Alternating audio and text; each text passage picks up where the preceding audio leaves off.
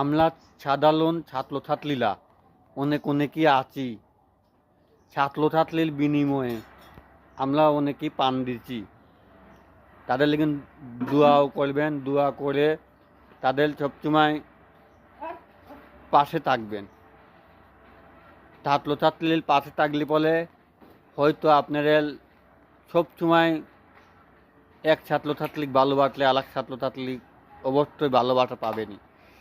এইভাবেই তো এই দেশটা স্বাধীন হয়েছে। যেরকম এই দেশটা এক ছাত্রছাত্রী লড়াই করতে লেগে ছোট ছোট জনগণ একসাথে হয়েছে, হয়ে এই দেশটা স্বাধীন করেছি।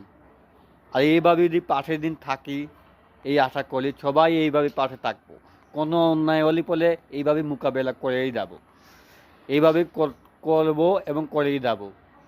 এই সম্ভাবনা